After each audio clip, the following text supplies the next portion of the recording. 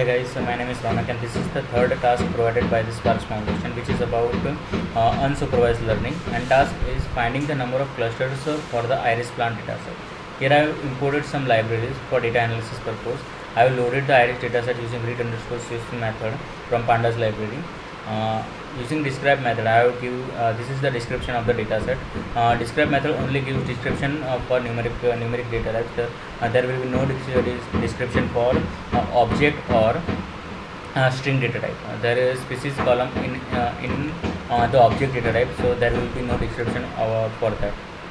Now for checking there is null value or not in our data set, I use is null and some method which gives us a result like this. This shows us that there is no null value present in our data set. Here in species column, a species column is available in a string data type or object data type. A machine learning algorithm does not understand this string or object data type. We need to convert it into integer. So I have used this dictionary and mapped the iris status to 0, iris versicolor to 1, iris virginica to 2, and using map method I have applied these changes in our data set. Here id column, we don't need id column because this is basically a serial number, so I drop the id column, and this is unsupervised learning problem, so there will be no need of a species column too. So I have just drop the species column, and after that our data set is something look like this. So there will be no id column and species column in our data set now. Using this I have plotted a graph for sepal length and sepal width versus and petal length versus petal width, which is something like this. Here sepal length versus sepal width, in this graph the data is too much scattered. We cannot identify, the machine learning algorithm may not properly identify the clusters. In this petal length versus petal width graph, there is a linear relationship, something like linear relationship. Here we can generally easily identify the clusters. So we will use petal length and petal width to identify the clusters. Now we have selected the petal length and petal width column for our clustering purpose, and here I have used k-means clustering algorithm.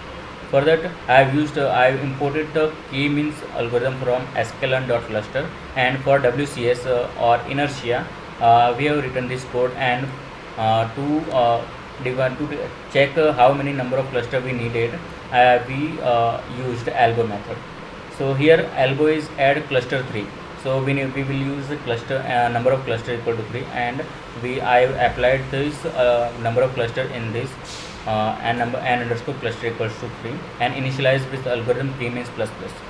And here I have trained the model and predict the values, which is something like this, and I have plotted the cluster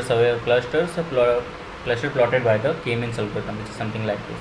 This is iris setosa, this is iris versicolor, and this is iris virginica. So now we need to validate the cluster algorithm, that how our clustering is perfect.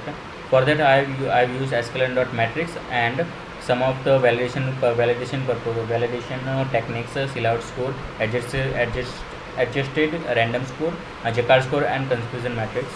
So Silhouette score of the Silhouette score of this algorithm is 0.66, which is near to the 1, which means that our clustering is properly done. And adjusted random score is also 0.6, which is not far from 1, and Jaccard score is also this. So we can also check the purity score by using confusion matrix, and using this we can purity score is 0.33. Now if we try to do with sepal and sepal width, we got something like this, which is here we get the blue dot near a yellow dot, which is maybe not a correct clustering. In dbscan I used another algorithm too, dbscan algorithm. In dbscan we don't need to give the number of cluster before it, so I will just apply the dbscan and epsilon radius and minimum samples equal to 10, and train the model and predict the values. First of all I have initialized the labels, means as the number of rows available in our data set, there will be false value in this row, in this array for sample mass, and according to widespread, wherever it is one wherever it is 1 or 0, there will be true, and wherever there is -1, there will be false. So -1 value represents the noise data present in our data set, and after applying this, we can check that our DBScan algorithm plots two clusters, which is not true, because in our data set we have 3 species. So DBScan algorithm not work in this case. Here here I have used petal length and petal width. This is the same, no change. And using here I have used sepal length and sepal width. Other implementation is totally same. So here we get two clusters, which is not true. So here we get Szilard score 0.59, which is lesser than the K-mean Szilard score. K-mean Szilard score is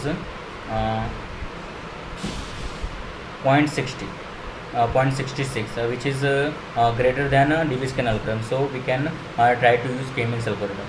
Thank you.